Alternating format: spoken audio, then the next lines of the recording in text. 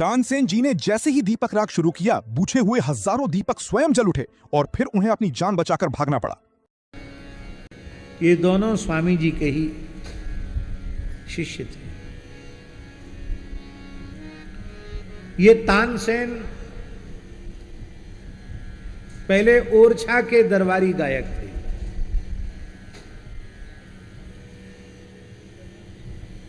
संगीत के शास्त्रों के बड़े विद्या प्रेमी, कला प्रेमी, गायन प्रेमी, परम भक्त श्री राजाराम बुंदेला थे। उनके दरबार के प्रधान गायक थे और उस समय तानसेन को अनेक राग सिद्ध हो चुके थे। दीपक राग भी इनको सिद्ध था। दरबार में इनका बहुत अधिक सम्मान था। तो आप बुरो मत मानियो, गाने बजाने वालों में ईर्ष्या सबसे ज्यादा होती है। बोलो वृंदावन बिहारी। एक हमारे प्रेमी हैं, हम उनका नाम नहीं ले रहे हैं, इतना बढ़िया गाते थे। किसी ने उनको सिंदूर दे दिया, जाने पारा दे दिया, पान में क्या दे दिया, आज वो बेचारे गा ही नहीं सकते। इलाज हुआ लेकिन वो फिर बात नहीं बनी। आज भी वो संगीत सिखाते हैं लेकिन कई बार पीड़ित होते हैं इस बात को विचार करके।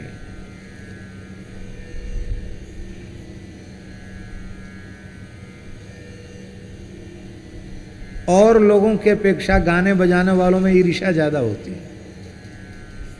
आप लोगों के लिए नहीं बोल रहे हैं, जो साधुओं के चरणों में रहते हैं उनमें ईर्ष्या नहीं होती है, क्योंकि वो तो ठाकुर जी का यश गाते हैं, दुनियादारी के गीत गजल थोड़ी गाते हैं। पर प्रायः राज दरबारों में गाने वाले एक दूसरे को नीचा दिखाने में लगे रहते हैं। बहुत ईर्ष्या, बड़ा मात्सर्य होता है। तो दरबार के अन्य जो गवैया थे वो कहते थे जब देखो तब इसी का आदर, हमारा कुछ नहीं।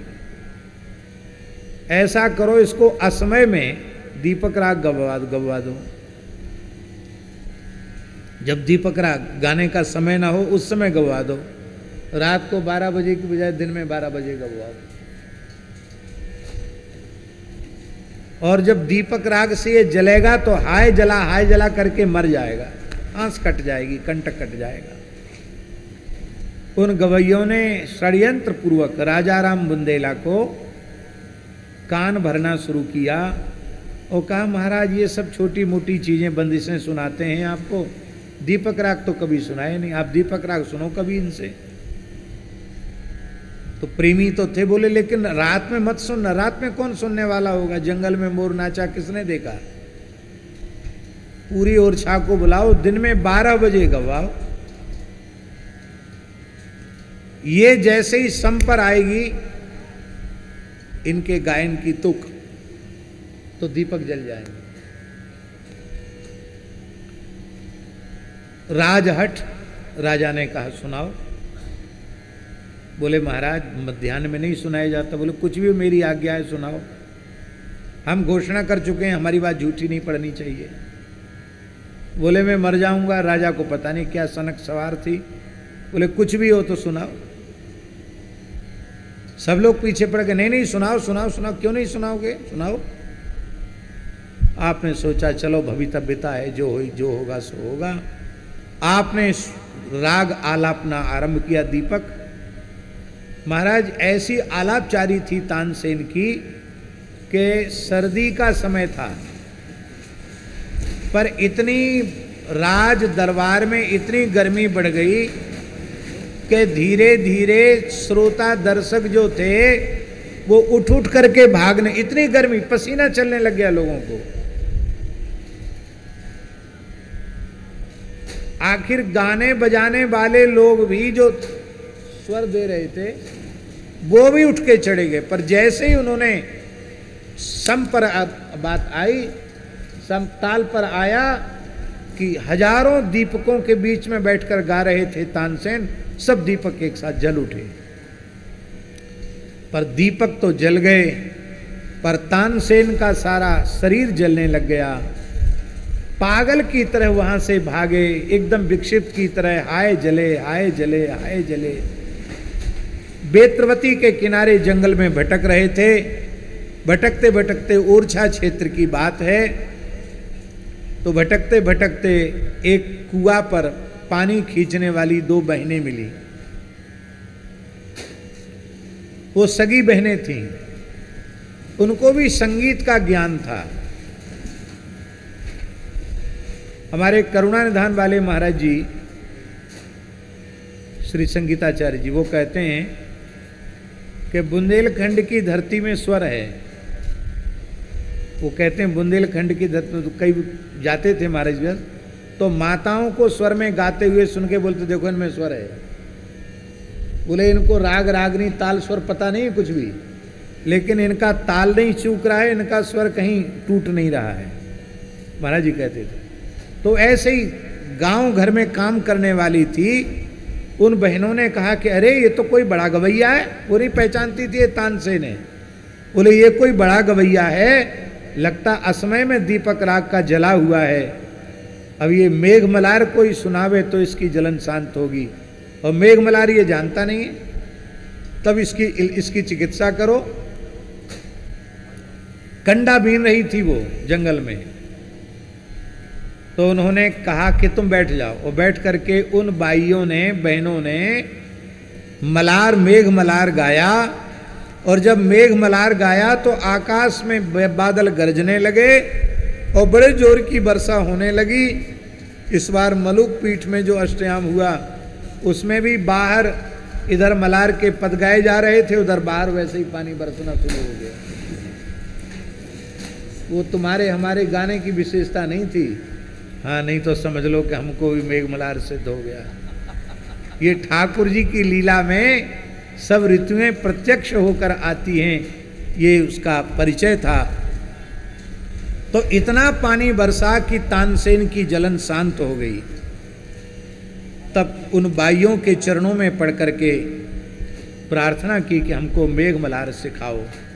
उन बाइयों ने मेघ मलार सिखाया तानसेन को। तब उन्होंने कहा कि ये दिव्य संगीत तुमने कहाँ से प्राप्त किया है? महाराज जी, उन भाइयों ने कहा मेरे पूज्य पिताजी अनन्य रसिक नृपति श्री स्वामी हरिदास जी के चरणाश्रित हैं। मेरे पिताजी ने उनकी कृपा से प्राप्त किया और मैंने अपने पिता से ये सीखा है। इसलिए संगीत का अगाध समुद्र तो स्वामी श्री हरिदास जी के हृदय में हिलोरें ले रहा है। तुम वहां जाओ, उनसे जाकर के संगीत सीखो। उनके कृपा कटाक्ष मात्र से राग रागनियां सिद्ध हो जाएंगी।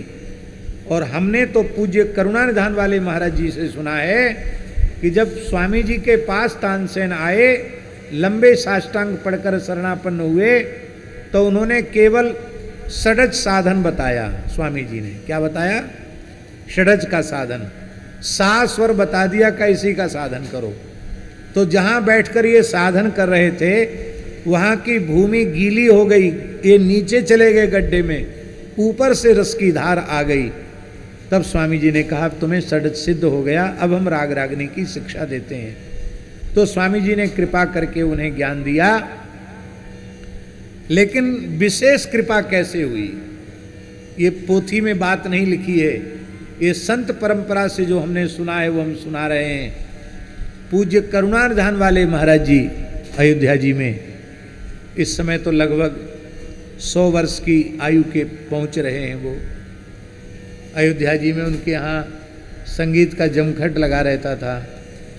भीमसेन जोशी जी भी उनके यहाँ गा के गए, पंडित श्री जसराज जी भी उनके यहाँ गा के गए। संगीत के बड़े विद्वान, आज भी बहुत बारीक ज्ञान है उनको संगीत का।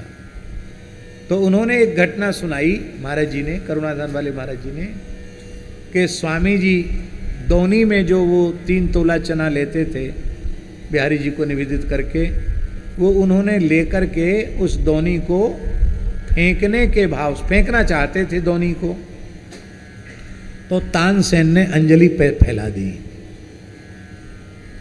स्वाभाविक है, आप कुछ फेंकना चाहते हैं और कोई अंजलि फैला दे तो उसके मन को रखने के लिए कि चलो हम फेंक रहे तो ये फेंक देगा। तो जैसे ही दोनी दिया तो तानसेन ने सिर से लगाकर दोनी को चबाकर खा गए, उसको फेंका नहीं। इसमें स्वामी जी का अधरामृत लगा हुआ है। और जैसे दोनी को चबाकर खाया तो स्वामी जी कुछ बोले नहीं, मुस्कुराए और अपने बड़े बड़े नेत्रों से मुस्कुराकर देख लिया। बस स्वामी जी का कृपा कटाक्ष प्राप्त होते ही तानसेन को समस्त राग रागनी सिद्ध हो गए। ऐसे ही बैजू बावरा का भी कहा जाता है कि वो भी इसी प्रकार स्वामी जी के कृपा भाजन थे।